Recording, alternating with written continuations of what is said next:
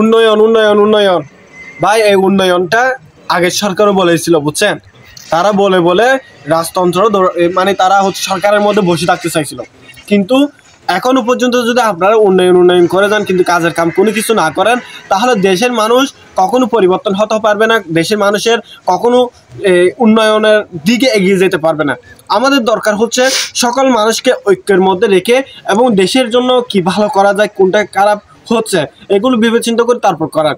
এখন আপনারা যদি এক এক রাজনৈতিক দল এক একভাবে যদি রিপ্রেজেন্ট করতে চান বা নিজের মতন করে সাজাতে চান, তাহলে তো হবে না। তখন দেখা যাবে যে ঐক্যটা দুই ভাগে বিভক্ত হয়ে যাবে, ভাগ হয়ে যাবে, ঐক্যটা চলে যাবে।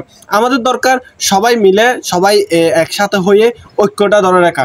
এখন আপনারা হচ্ছে দেশের উন্নয়ন করেন বলতেছেন, একজন দেখছেন লাল চাদর বিছিয়ে তার থেকে হচ্ছে কি কাল করতে যাচ্ছে তিন বেটা। তো আমাদের কথা হচ্ছে যে আপনারা খাল খনন করবেন, সেখানে হচ্ছে লাল চাদরটা কিসের প্রয়োজন? হ্যাঁ, এখানে কি আপনাদের হচ্ছে দেশের টাকা এমন হয়ে গেছে যে আপনি হচ্ছে যেখানে ইচ্ছে সেখানে হচ্ছে খরচ করবেন? এটা কি দেশের কোনো কাজে আসবে? একজন বলতেছে যে সেখানে নাকি পড়ে যাবে এই পানির কারণে, নাকি সেখানে চিচিরা টাইপের হয়ে গেছে। কেন এই চিচিরা টাইপের হয়েছে এখানে কি আপনারা যেতে পারবেন না? আপনারা যেতে না পারলে এখানে আপনাদের যেতে বলছে কে? আপনারা আলাদা জায়গায় থাকে, এক জায়গায় দাঁড়িয়ে থাকে, তারা তাদের কাজ করতে পারতো। কিন্তু আপনারা হচ্ছে উদ্ভাবন করতে যাচ্ছেন, মানে দেশের টাকা কোন দিকে পেছন মেরে দেওয়া যাবে এটা নিয়ে আপনারা ভাবতেছেন, এটা নিয়ে পড়ে আছেন।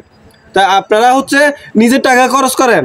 আপনার যদি এরকম টাকা খরচ করার প্রয়োজন মনে করেন, আপনার টাকা যদি বেশি হয়ে যায় এরকম মনে করেন, তাহলে আপনি হচ্ছে কি নিজে হচ্ছে ওই মাটি কেটে ওখান থেকে টাকা এনে আপনি এখানে হচ্ছে লাল চাদর দেন। আপনি সরকারি টাকা কেন খরচ করবেন? সেখানে সরকারি টাকা কেন খরচ করবেন? আপনার দরকার আছে ভালো ভালো অনেক কাজ আছে, ওই কাজের মধ্যে ওই টাকাগুলো খরচ করার। আপনাদের তো ভাই দেশের টাকাগুলো তো খরচ করার জন্য আপনাদের দেয় নাই, দিছে কি?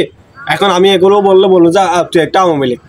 ভাই আমাকে আপনি যাই বলুন, যেটা বলুন, এটা হচ্ছে আপনার ব্যক্তিগত।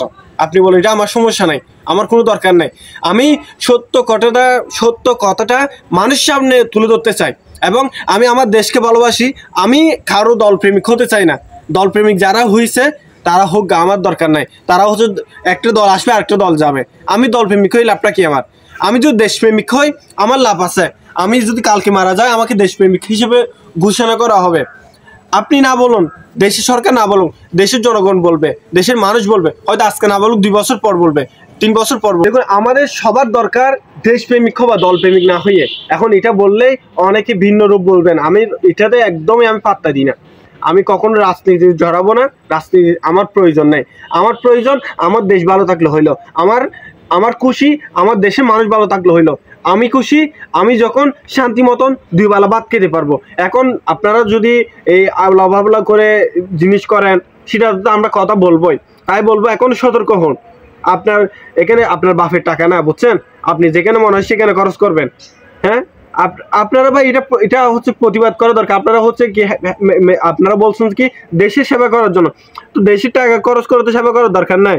আপনার লাল বেসরিটা কিসের জন্য দিতে হবে? এটা কোনো প্রয়োজন আছে? এটা আমার মনে হয় কোনো প্রয়োজন। যাই হোক, আমি অনুরোধ করবো যে সামনে থেকে যেমন এমন না হয়, আমাদের দেশের মানুষ ভালো থাকুক, দেশের টাকা দেশে থাকুক, এটাই চাই।